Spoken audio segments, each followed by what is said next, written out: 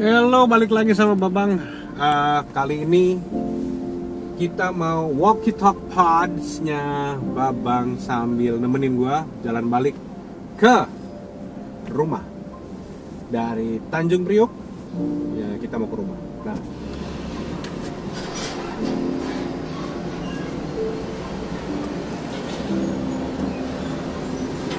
alright.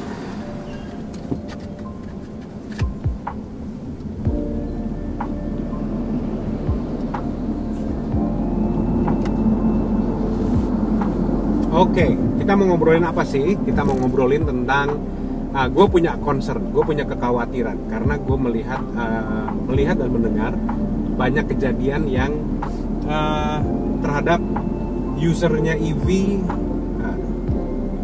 Beginilah Priok ya, truk semua. Usernya EV itu mengalami kecelakaan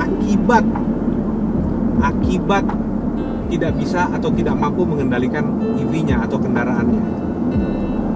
Ini beberapa yang terjadi adalah di mobil-mobil yang punya torsi dan speed tinggi. Oke, apa salah satunya? Ya, Anda tahu, BYD Seal yang performance lah, ya BYD Seal lah, gue bilang, gue nggak bilang performance aja. Lalu Ioniq 5 and 6 nggak terlalu banyak, 5 pernah gue lihat kejadiannya. Lalu mobil ini Omoda E5 dan juga beberapa mobil-mobil listrik lainnya yang punya torsi cukup besar. Nah, apa yang mengakibatkan kok bisa sampai kecelakaan? Ternyata usut punya usut karena drivernya tidak mampu mengendalikan mobilnya dengan baik. Faktornya adalah dia tidak pernah terbiasa dengan torsi sebesar itu. Kenapa? Karena mungkin dia baru pindah dari mobil ICE atau bahkan ini adalah mobil pertamanya, jadi nggak tahu karakteristiknya atau sudah terbiasa dengan karakteristik mobil ICE sebelumnya, sehingga dia menganggap bahwa mobil ini ya mobil aja gitu, biasa aja. Padahal karakteristik mobil ICE dengan EV itu 180 derajat berbeda sekali. Kenapa? Karena satu, pertama, kalau kita naik mobil ICE atau mobil berbahan bakar ya, yang punya mesin, kita bisa bilang, torsinya besar. Tetapi untuk mencapai torsi maksimum tersebut, mobil bermesin atau ICE itu harus mencapai RPM tertentu. Dan untuk mencapai RPM tertentu, ketika kita injek gas, mobil ICE itu tidak instan. Dia punya progress atau delay untuk sampai ke RPM tertentu, baru dia dapat torsi puncak. Nah, tidak demikian dengan EV. EV, kapanpun Anda mau dapat torsi puncak, Anda akan dapat. Contohnya seperti ini 112. Ketika gue mau dapetin torsi lagi, tinggal injak dan gue mendapatkan torsi maksimal dengan kecepatan yang mau gue capai. Kapanpun gue mau, itu pun bisa terjadi. Tidak dengan mobil ICE. Mobil ICE punya batas, punya time delay untuk mendapatkan torsi puncak dan kecepatan puncak. Sementara EV itu instantly, nyaris instantly. Gue nggak bisa bilang instantly, ya benar-benar instan ya. Nyaris instantly, but untuk mencapainya jauh lebih cepat EV daripada ICE. That's why mobil EV untuk tarik-tarikan, ngambil-ngambil, nyelip-nyelip itu jauh lebih agresif dan jauh lebih cekatan. Kenapa? Karena cepat. Nah, orang-orang yang baru mungkin pertama kali mencoba mobil-mobil dengan torsi gila atau torsi gede yang instan, itu nggak sadar bahwa ketika kita injek gasnya dengan kurang bertanggung jawab, maka mobil itu akan merespon dengan kecepatan yang saat itu juga. Nah, pada saat itu juga kalau kita tidak siap untuk bereaksi mengendalikan mobilnya, baik itu ngerem atau menghindar dan lain sebagainya, maka respon time untuk menyelamatkan diri menjadi terlambat. Jadi ketika kita injek gas, ternyata udah laju. Sudahnya langsung, biasanya misalnya kalau pakai ICE pas gue injek gas masih sementara pakai EV pas injek gas langsung nyampe di sana gitu. Nah, itu ketika kita nggak siap dan nggak sigap untuk meresponnya, jadi pas kita injak langsung injak rem, itu ya alhasil kita bisa tabrakan atau nyelakain orang lain atau merusak mobil kita sendiri gitu. That's what happened. Jadi hati-hati buat teman-teman yang mau pertama kali nih mau pindah ke ICE, mau beli EV, langsung EV-nya yang karena EV dari China ini udah bagus, terus harganya terjangkau, gue mau beli aja lah.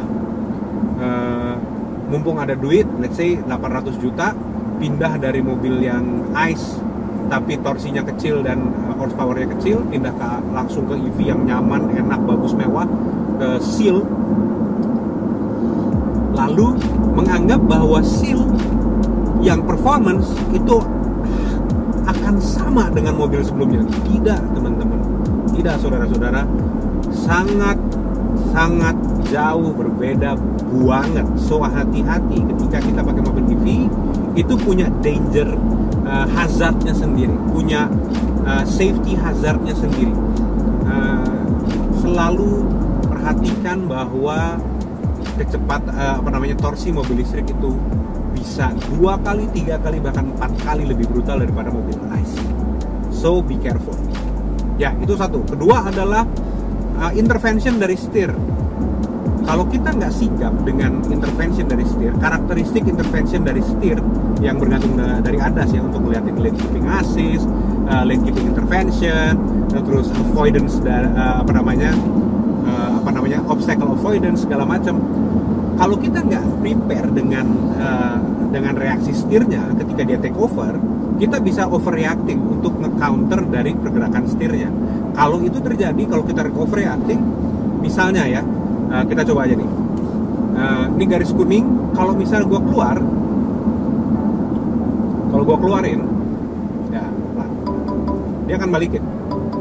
Oke, dia akan balikin. Kalau gue lepas, dia akan balikin. Tetapi kalau misalnya gue keluar, gue pegang nih, terus gue tarik, nah, dia ada jerky motion ketika gue misalnya, loh, kok setirnya kayak stiff ya? Iya, karena setirnya lagi take over, dia akan balikin kita ke jalur yang benar. Nah, kalau kita overreacting terhadap intervention dari setir ini, and then kita terlalu banding ke kiri, alhasil mobil kita akan goyang. Nah, kalau goyang, syukur-syukur kita bisa take over dan kita bisa kendalikan, good. Tetapi kalau tidak, ya kita bisa berbahaya. Nah, biasakan dengan hal-hal ketika setir kita tiba-tiba stiff karena si intervention dari ADAS yang mulai take over untuk nyelamatin diri kita. Pahami dulu karakteristiknya salah satunya tadi yang gue tunjukin. Kalau kita misalnya mau keluar jalur sebelah kanan, dia akan take over untuk ngebalikin kita. Nggak usah ketika gini nih, kalau kita dengar dia bunyi, ya kita biarin aja setirnya, biarin dia ketengahin, and then baru kita ambil alih lagi ketika dia udah nggak stiff lagi. Gitu caranya, itu cara gue. Ketika dia bunyi, ya udah biarin aja dia bunyi, dan biarin aja nih setirnya di take over untuk balikin ke tengah. Sekali lagi ya, dibalikin ke tengah. See, that's what happened. Jadi kenalin dulu karakteristik mobilnya, jangan langsung main ngebut aja, jangan langsung main hajar-hajar aja. Atau ada yang begini, atau ada yang karena ini ngeganggu, udah kita turn off aja semuanya. Jangan, teman-teman, please. Ini tujuan ADAS, intervention dan segala macam itu untuk mengurangi kecelakaan justru. Ya, dari emergency braking itu tujuannya untuk apa? Kalau kita nggak sengaja nih ketiduran tipis aja, microslip gitu ya, terus kita secara respon time-nya ketika kita melek, kita pasti telat. Tetapi komputer ini kan nggak pernah tidur, ADAS nggak pernah tidur. Ketika kita terlambat untuk menginjak rem, ada ADAS yang nyelamatin kita. Ketika kita microslip dan kita mau keluar jalur, ada ADAS yang nyelamatin kita. Tapi karena Anda merasa, wah ini semua mengganggu, maka ADAS-nya dimatiin semuanya. Bahkan ada yang pengennya, bisa nggak nih yang ini dipermanenin matinya, nggak boleh nyala-nyala lagi, jadi kayak mobil bego, jadi kayak mobil bambu lagi. Buat apa? Nah, gua sebagai pengendara Omoda E5 dari semenjak beli memang punya problem pertamanya. Kenapa? Mobil ini di 1000 km pertama pernah ngalamin ghost braking. Jadi ketika kita ngelewatin bayangan yang cukup dekat gitu ya, dia akan pikir bahwa bayangin itu mobil, sehingga mobil ini ngerem mendadak. Ketika itu terjadi, gue tidak suka. Kenapa? Karena itu bisa membahayakan. Gue bisa ditabrak dari belakang kalau begitu. Nah kayak gini nih, tiba-tiba ngerem. Nah sekarang udah enggak kan?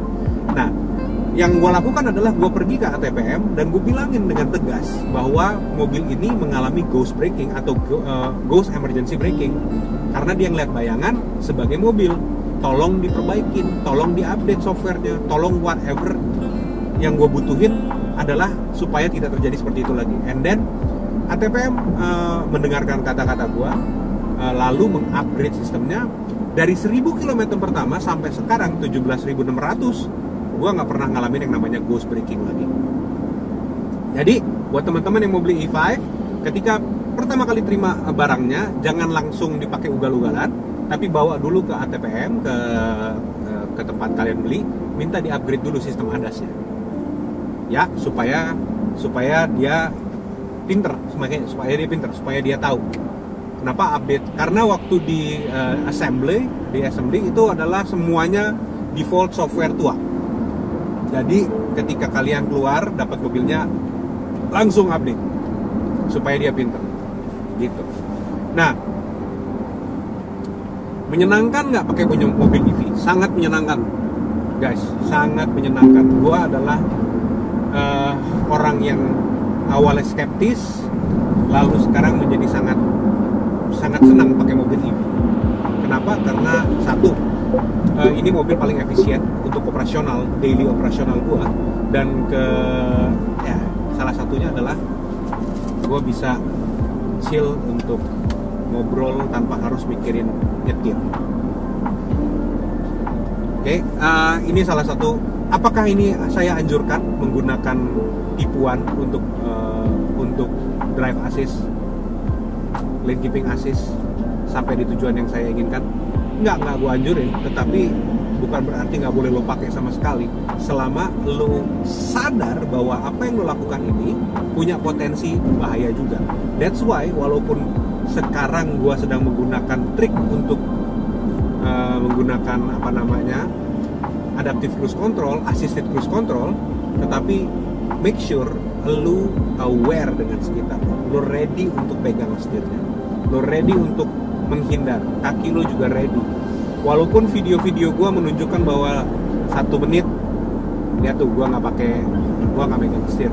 Yes, gue bahkan bisa nggak pegang setir jauh lebih lama dari itu.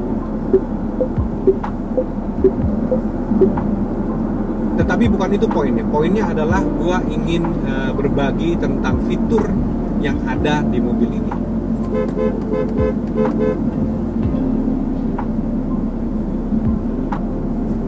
Fitur yang ada di mobil ini, dan gua harap lu semakin bisa menikmati bahwa fitur-fitur ini diciptakan untuk untuk membuat lu lebih santai dalam berkendara. Kayak sekarang nih, gua lebih santai, nggak harus ngebut-ngebutan, ikutin aja truk di depan, nggak apa-apa, yang penting nyampe, dan gua nggak harus capek nyetir. Sebenarnya gue bisa melakukan banyak hal di sini. Gue bisa sembari, let's say, teleponan, gue bisa sembari handle kerjaan sedikit walaupun nggak dianjurkan. Tetapi in case of fire, gue membutuhkan bantuan dari ADAS-nya, assisted cruise control-nya, gue masih punya waktu 1, 2, 3, 4, 5 menit untuk handle kerjaan. Misalnya gini ya, ditelepon, and then bisa nggak lu kirim email, bla bla bla bla bla, and then gue bisa kirim email. In the same time gue nyetir, karena dibantu sama si Chery Omoda E5 ADAS-nya, and then gue bisa engage lagi dengan nyetir, gitu. Nah, kenapa gue tunjukin ini? Gue pengen juga temen-temen semua yang nonton itu confidence dengan apa yang diberikan oleh teknologi. Terutama saat ini gue pegang adalah Chery Omoda E5. Gue juga udah coba teknologi traffic jam dan adaptive cruise control, assisted cruise controlnya MG4 EV. Itu juga sama enak, sama juga nyaman. Dan gue pengen teman-teman untuk menyadari bahwa apa yang ada, fasilitas apa yang ada, fitur-fitur keselamatan ADAS yang diberikan oleh ATPM atau produsen mobil EV saat ini, itu itu sudah diriset dan sudah memiliki kualitas yang sangat bagus. That's why gue selalu mengujinya, selalu tes ini sampai di limitnya sampai seberapa. Biasanya yang lemah itu hati gue. Ya, jadi ketika mobilnya udah mulai dari jauh nih, udah mulai melambat, yang gerak duluan apa kaki gue. Padahal mobilnya melambat juga, tetapi kayaknya gue butuh rem deh. Tapi sebenarnya ketika gue uji berkali-kali, mobil ini ngerti bahwa harus berhenti kapan, dan tergantung settingnya seperti apa. Nah, kalau untuk jarak antara gue dan mobil depan, gue selalu pakai level 4 yang hijau, yang aman. Bisa lebih jauh lagi, itu yang paling hijau, yang 5 strip. Tapi gue biasanya pakai 4 aja biar nggak terlalu jauh-jauh banget gitu ya. Nah, ini nyaman buat gue, dan kapanpun gue mau handle, gue punya respon time untuk saatnya gue ambil alih. Kenapa? Karena jaraknya cukup jauh gitu.